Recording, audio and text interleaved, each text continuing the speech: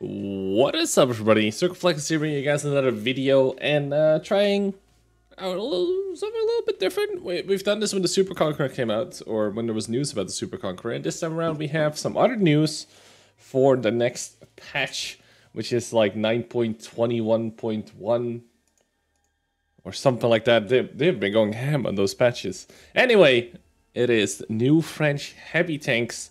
Finally, something else than the squishy autoloaders. So it's going to come from the M445 line, and it's going to go into an M4 AMX 65T, and then an M451, M454. And as you can see, the tier 9 and 10, already looking at these tech tree pictures, are pretty much clones from one another, kind of like the Type 4, Type 5 kind of business. But Wargaming actually released the stats for them as well. So I figure let's talk about the stats. Let's talk a little bit about these tanks and see where this leads us. And also I kind of want to talk about the M445, which is completely negated in this patch. Like, it's not getting any buffs, nothing. It's quite weird because the M445, the ARL 44 are like relics from the past. Like, they have a 100mm gun that with APCR, which is the, let's say, the gold rounds, does 30 more damage. It's like, what? We're adding 3 new tanks to a tech tree, and then they're like, you know what, tier 7 and below just doesn't exist. We're just gonna completely ignore it. And the M445 was basically a Tiger 1 with gun depression back in the day. But the Tiger 1 got buffed. The Tiger 1 is freaking awesome. The gun handling is pretty good, but the DPM is sick. The Tiger 1, I free marked it like a month or two ago, and it was pretty damn awesome. And tier 7 matchmaking is, can be super shite versus tier 9s. Versus tier 8s is pretty okay. And full on tier 7 matchmaking is fun. And, meeting some tier 6s is fun. Meeting tier 5s is not really fun, because 357 matchmaking just sucks ass. But that's a topic for another day. But they're completely ignoring the M445, which is really weird to me, because that thing needs some kind of rework, some kind of thing. Because right now, it has basically no armor, kind of like a Tiger, but slightly better angles. But I think even a worse turret, because the gun mantle is really small. But it has minus 10 degrees of gun depression, which is nice. So I get that you can't just make a Tiger clone, because it will have some advantages over the Tiger. But what I would like to see, for example, is a 300 alpha gun on the M445, which it has. It has the 100mm, but with stats that don't suck complete ass and give it a little bit more DPM, for example. Now, I have to be honest here, I have not played the ARL 44 because it looked like trash. Back in the day, I just skipped it and went to the M445. This is like years and years ago. So I should probably play that as well. Suffers from the same thing though. It has a 100mm gun that does 30 more damage per shot if you use the premium rounds, which is a relic of fucking ye old days, even for wargaming. So I highly implore wargaming to also take a look at the tier 6 and 7, maybe even the tier 5, but at the very least, take a look at the M445, because that thing needs a little bit of love. And I'll show you guys a replay of me playing the M445 in another video that I'll probably upload the day after this one, so you can take a look for yourself on how it plays and how it feels. But yeah, let's get into the stats for the new shiny stuff. All right. So first up, AMX 65T with a 100mm gun. And this is kind of neat. I kind of like what Wargaming is doing here, because I'll already spoil it. They put 2, let's say, good guns on one tank. So you can decide, as you can see, the gun slightly different. And you can see the numbers changing as well. So you have the 100mm with 34 dispersion versus 36 on 120mm. And also, for some reason, the 100mm has 3 seconds aiming time, and the 120, 2.7, because that makes sense, I guess. Not really, but what's also ridiculous about these tanks, and that's another thing I want to talk about, is that look at the penetration values, right? This is 132 on the 100mm, 118 on the 120mm cannon, the big one. And 100, it's 132. But look at the difference in premium ammo. 132 to 263. That is decent, right? That is 31 extra pen. And that, you know, that's a good, I think, like, it's always hard to gauge these things. But a lot of tanks get way too much pen when they go from, you know, like, look, if you take the worst example is like a T-54 goes from 201 pen or something to like 330. That's 130 pen difference. It's fucking ridiculous. So I can appreciate this, right? And then we take a look at the 120 mil gun. It's 218 to 325. Like, are you high? Why? Like, are you like what? What are you doing? That's really, really, really dumb. All right. Anyway, enough about the guns because that's ridiculous. Let's take a look at the hit points, the hull. So 1550 hit points, 100 all armor with the weird like pike nose thing. It's probably not going to be great. 250 turret is good though. What I'm wondering is the thing on top of the turret a weak spot? Because those things on French tanks, you see them on the Foch and all that, are weak spots. And if so, this turret is not going to be worth much, I don't think. Even with the -8 gun depression that it gets. Alright. Now it's also fairly sluggish, like 40 kilometers an hour, 16 power to weight. For some reason, 370 fuel range. Like, we're blind as a bat, even having that giant cupola, which is probably a weak spot on top of the tank to look through. We get 370 fuel range, which of course doesn't change with the big gun. You know, there's no other changes. There's just the gun changes, which again has the ridiculous pen, like 218 to 325. Have you learned nothing? Like, seriously. Retarded at best. Alright? Anyway, tier 8 is unplayable anyway because of the current matchmaking. So let's take a look at the tier 9, which is usually the most exciting one, which is the AMX M4 MLE 51, which comes with a 120 mil, and it also comes with a 127. So let's take a look at the vehicle stats first before we get into the gun. 1900 hit points, 180 hull armor with a good slope. Even the lower plate looks fairly well sloped. It's kind of the hull of the tier 8 premium that we have now. So you'll see that the corners of the hull with the tracks on them, you know, if you side scrape too much, those things will be weak spots, much like the, you know, the tier 8 premium has. Even the French, or not the French, sorry, the Japanese heavies have that as well, but they have like the corner there. So they will stomp tier 7s like for days, right? 180 hull armor, 300 turret armor.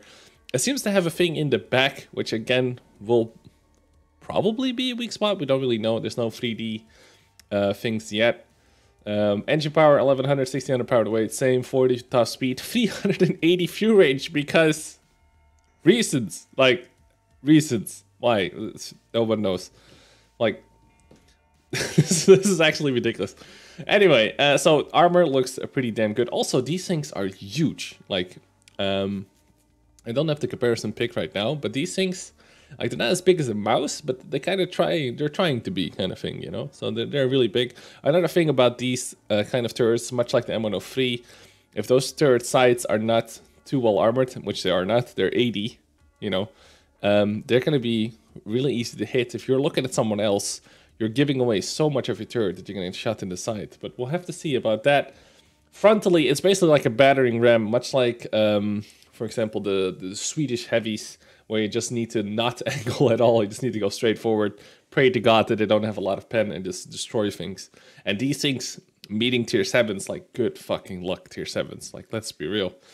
So this is the 120 mil variation, which is a 400 damage per shot, 34 dispersion, which is damn pretty good actually. 2-second aiming time, which is really nice. And 11.2 reloading. And this is all, of course, without crew skills, burst arms, food, all that stuff. So that is looking quite good. 120 mil tier 9. The other gun that it gets is 127. Now, why would that be really relevant is because then you can overmatch a lot more. The 122 plus mil cannons is kind of the breaking point where you can, you know, you can overmatch a lot more, especially like the Swedish TDs, stuff like that. So, you know, this will make your life a lot easier fighting the tier 9 and the tier 10 Swedish TDs. In any case, this thing has a 242 pen and then 258, which is like no difference. and also really weird. Like, that's not enough to low premium, basically, which is a bit weird. And then this thing, the 120 mil, had 257 to 325.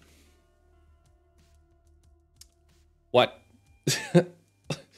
Like what? Like, this is like the tier 8, where the bigger gun gets, you know, gigantic pen values. In this case, it is the smaller gun that gets the gigantic pen values going up.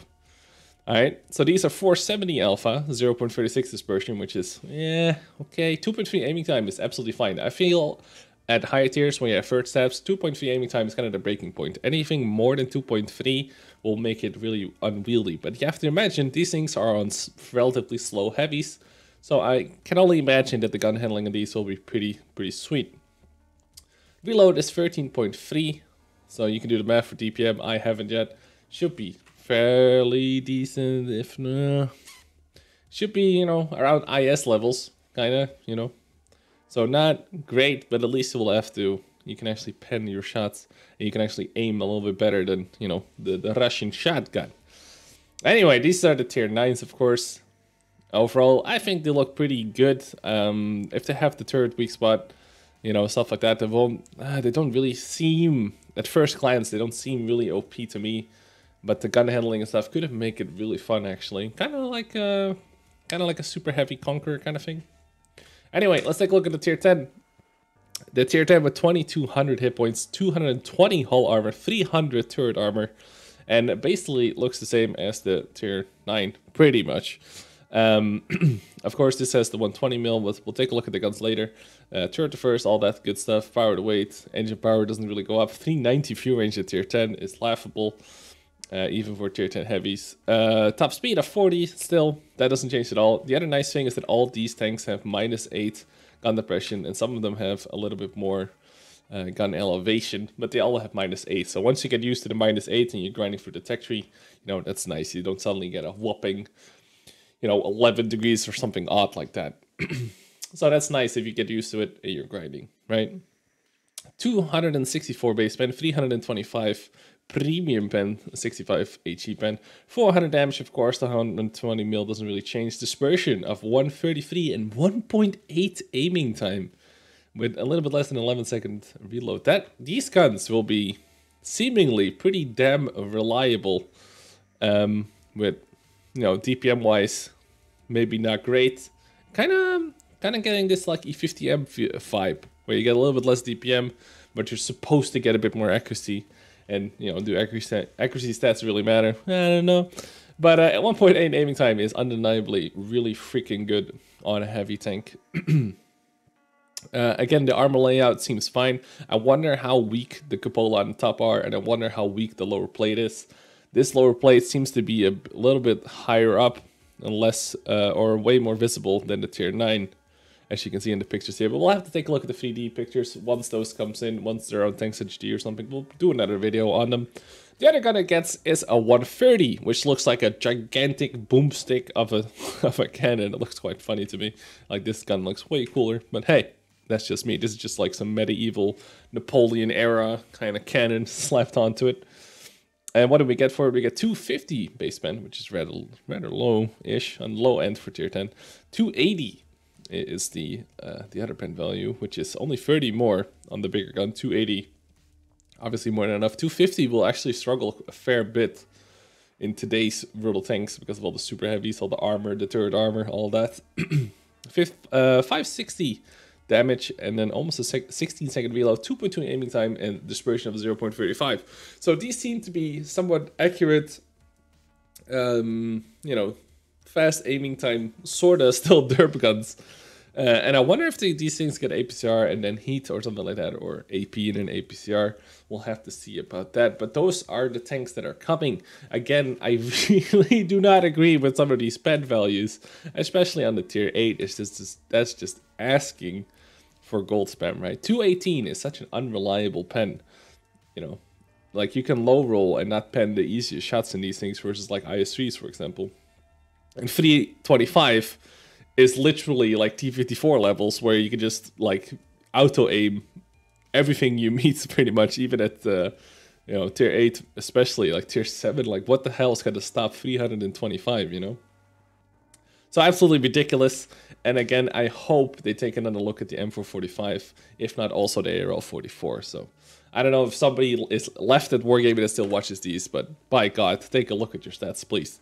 Anyway, that's my video for today. A little bit of, you know, slideshow action, I guess you could call it. Hopefully you guys like this sort of stuff. Once I get the 3D models and we can take a closer look at the armor, I will.